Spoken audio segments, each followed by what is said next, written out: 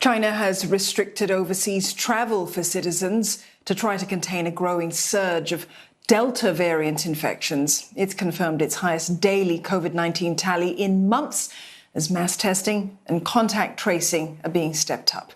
A cluster that originated in Nanjing has ballooned to almost 500 cases, spreading to at least a dozen cities. More than 70 locally transmitted cases have been reported. Well, Lo Minmin joins us live now for more from Beijing. Minmin, China has shown that it will be tough on COVID. What is its strategy now for containing this outbreak?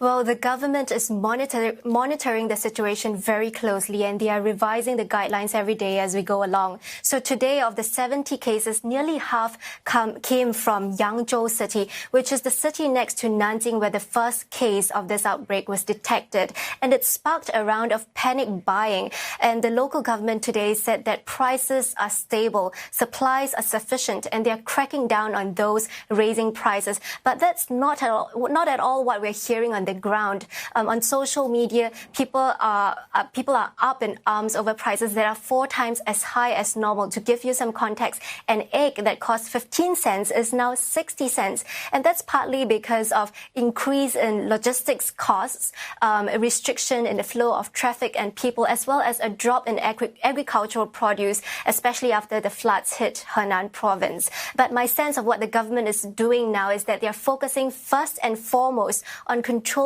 the spread of the virus, and that means stepping up control at all its air, sea and land ports. They have just announced today that they are implementing a closed-loop management measure for all frontline workers at the ports. These include drivers, people in the cold chain logistics sector, airline ground crew, and these people are required to stay at a designated accommodation with transport provided to and from work, and during working hours they're not allowed to come into contact with family members or the community. And high-risk personnel are required to take nucleic acid tests once every other day. On top of that, China is also encouraging its people not to travel, not just within the country, but outside the country as well.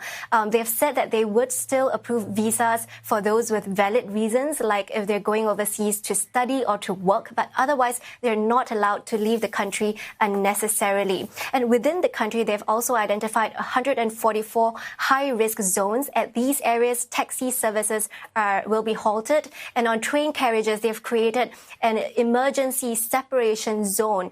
Just in case anyone is detected with COVID-19 symptoms, they could immediately be segregated from the rest of the passengers. And of course, some heads are also rolling. We know that at Zhengzhou city, a couple of party officials have already been removed from their posts for mishandling the pandemic. So plenty of safety measures in place, Minmin, but at the same time, this outbreak is also going to prove a real test for China's homemade vaccines.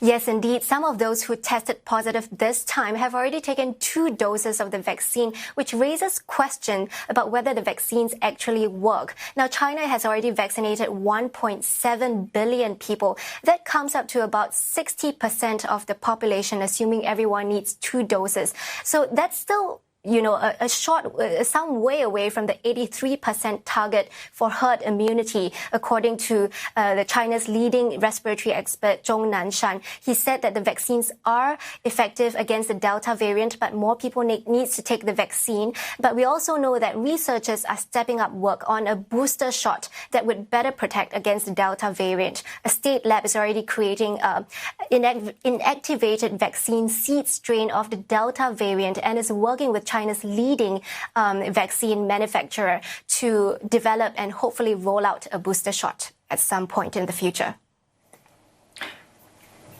Minmin, thank you for that update. Lo Minmin there in Beijing.